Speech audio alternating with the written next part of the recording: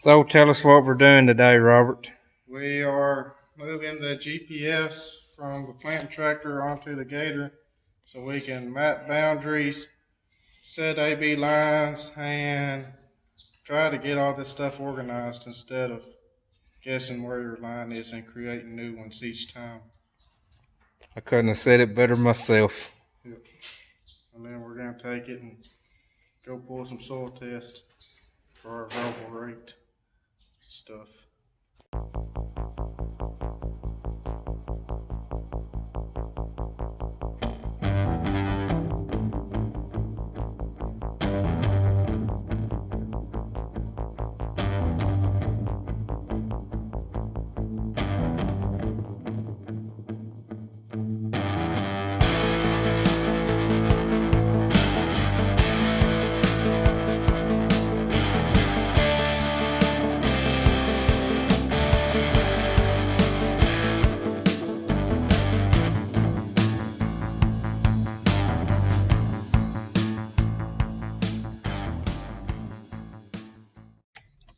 Alright, well, we're ready for the power cable.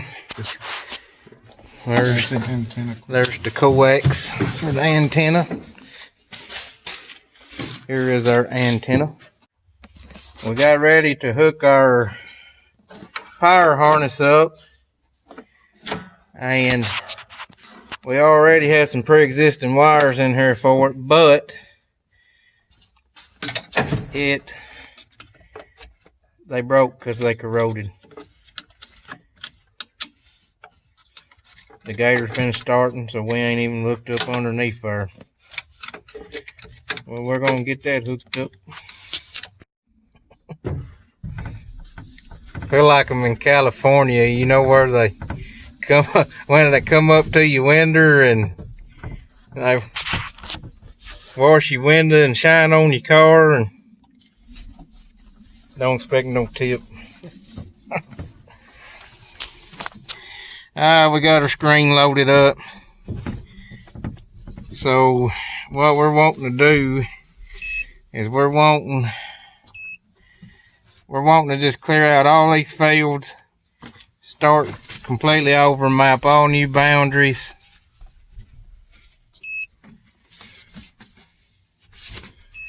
Map all new boundaries, set all new AB lines. And what we want to do, we want to go to delete selected fields, and we want to go to all. And that means everything. You're about to delete the selected field data files. Do you want to continue? We think we do. We want to delete all records of them, because we're going to go give them complete new names and everything. We're trying to become more organized. And there's a lot of fields and stuff in there, so this may take a while. When we get all the maps and stuff loaded in here, we can send all that information to a USB drive, and then we can put it in that sprayer in there and pull those fields and files off that USB drive where both of these screens are exactly the same. And that's what we are trying to do. We want everything in this planting tractor and in the sprayer exactly alike. So here we are at the first field. We want to create a new field. We're going to run a straight AB line. And our implement setup we're going to have as, well, we want, this gator's 5 foot wide, so we're just going to call it 5 foot. We don't want no overlap.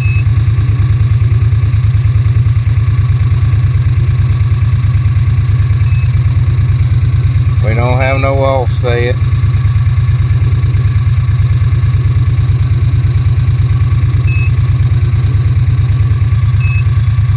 We want to record a boundary.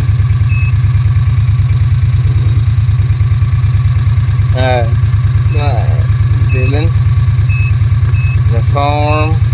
I thought I told it to delete all them.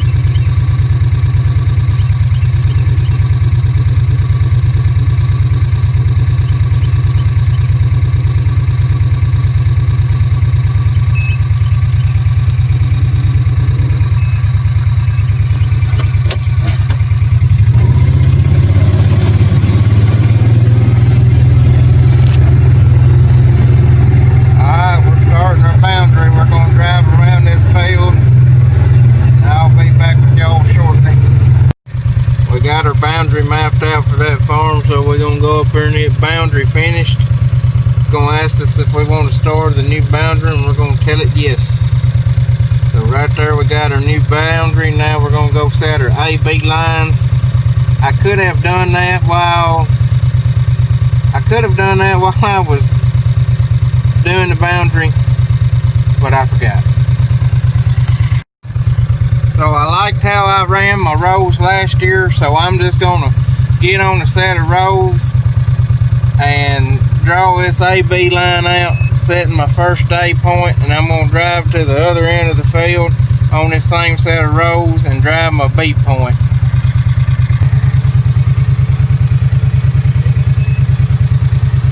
So we got our first AB line run. Now we need to go run our second one.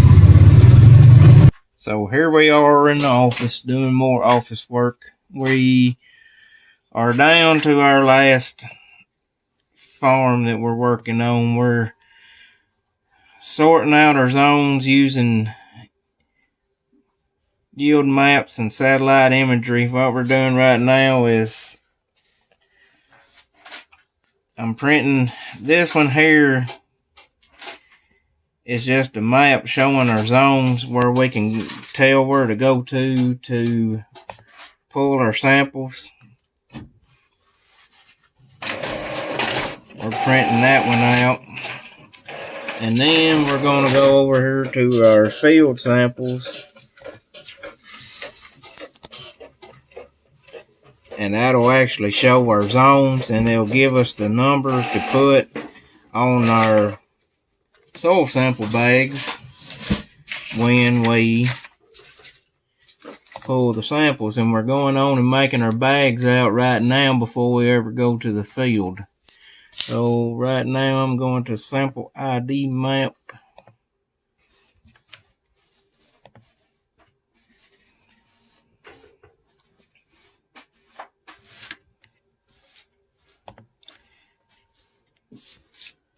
And it gives us a nice little picture to print out to take with us when we pull our samples.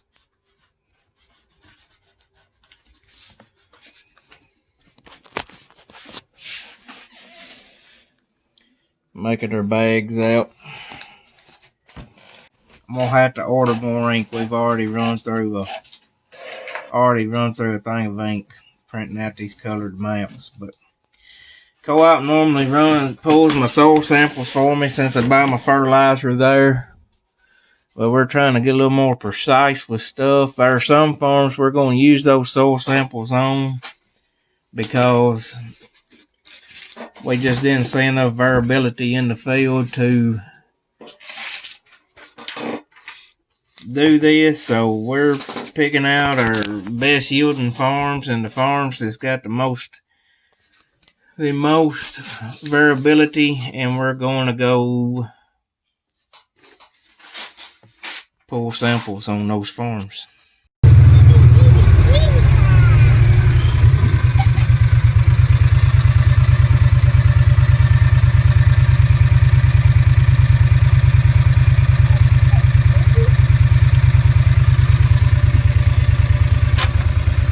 We got that Joyce Manufacturing Soul Probe going today. Call and place your order today. Thought it turned out pretty dang good. Yep. Walt Joyce.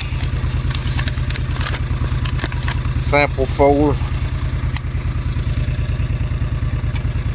Show them the bag. Verifying.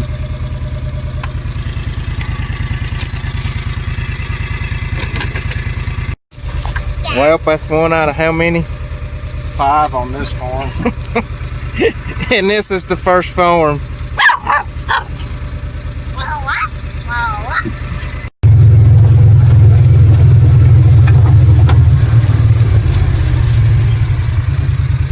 Demonstrate for us how the Joyce Manufacturing probe works.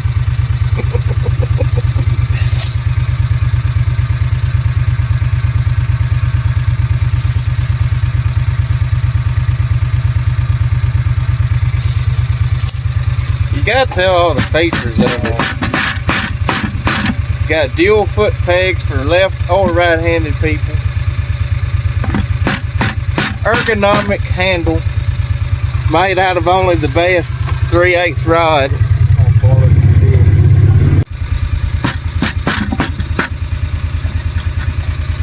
Robert's waiting for old Russ Thomas to get his soul sampling business going. Where he said, Russ, he said, if you get it going, he ain't got to do this. I know it.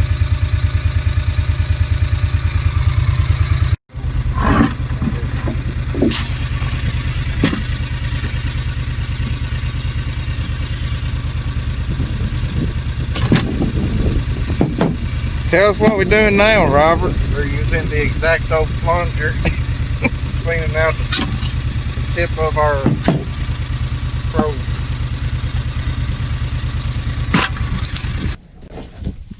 Well, I'm back in the field pulling samples Saturday morning. It's cold. We got down to 26 last night. It ain't that bad down here in the bottom because that hill's knocking the wind off of you. But if you up on top of the hill where that wind is blowing, it pretty rough.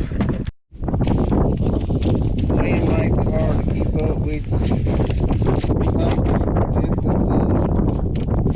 This is zone 1. We're gonna find the bag for zone 1.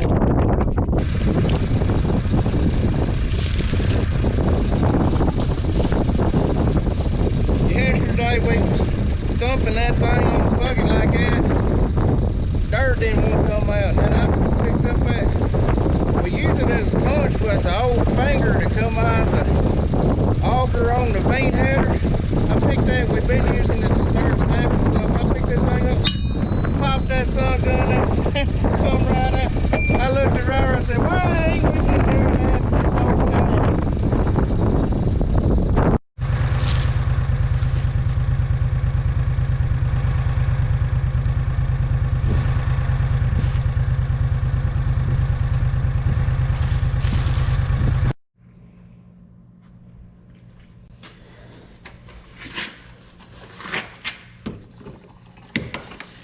Having to put some gas in the gator. This is our older gator. Actually is the newer one, mine, and the older ones is Robert's. We didn't put, since we got that newer gator, we don't put many hours on this one anymore. We put 20 hours on it last year. Well, we put that on it in 3 days pulling these soil samples. We used it because it was already wired up to put the display in, and plus it needs running. I'm down to my last field to sample. There's not but 2 zones in it, so hopefully it shouldn't take too long. The only other thing I got to do in it is finish drawing out my waterways. It got dark the other night. You can see her on the display on the map. And ran straight down through there. That's one. That is one waterway. I'm drawing them waterways on my map so that when I cross them with the sprayer, it'll automatically shut the boom sections off and I don't kill my fescue. I've been shutting the boom sections off, but I've just been doing it manually, and I'm hoping to get this automated, or maybe it'll do a little better job and I don't have to worry about it as much. I don't know how well the camera will pick it up, but I actually want to show y'all something. Alright, we got our corn stalks out here from the previous crop. This farm's been in continuous no-till since 2013. Out here, don't look at the hand bit. We're gonna spray and clean it up. But you might not be able to tell it. But up underneath them corn stalks, right here, this is wheat straw from the previous wheat crop, and that would have been, let's see, this is 2021. We had corn on it in 2020, so this wheat straw would be from 2019. Now, I mean, there's not much of it left, but that's, you know, hopefully that's breaking down, going back into the soil and build organic matter instead of disking it, and the wind's probably gonna be terrible in this video, but you know, I think that's better than disking it and working it up. You know, trying to build some organic matter. If you're disking it, you're just burning it up. Now, yes, I do some tillage. I consider myself a minimum till farmer. I don't do any more tillage than I deem necessary. But thought that's pretty interesting. So that's the last of the samples. Starting to warm up pretty good. Wind's starting to lay a little bit. Looks like it's gonna be a pretty January day.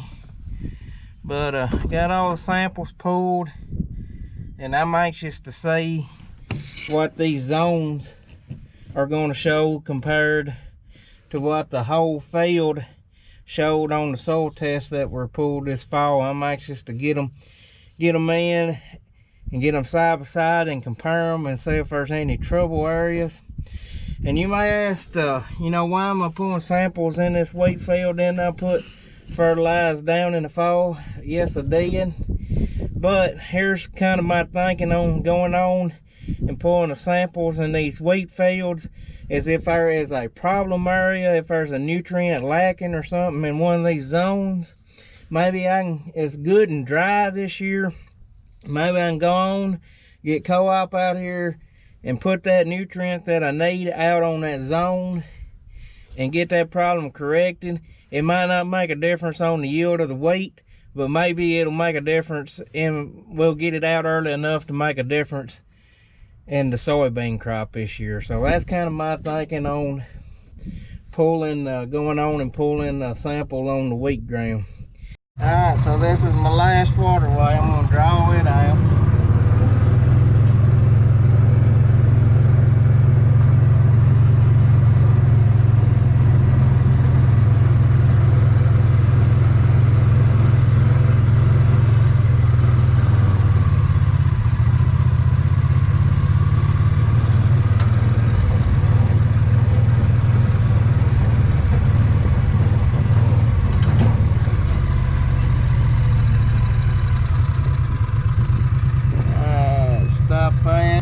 Hope y'all enjoyed this video, and this is just one of the things we do farming. Maybe it didn't bore you to death and you find it interesting, but if you like our videos, be sure to give them those thumbs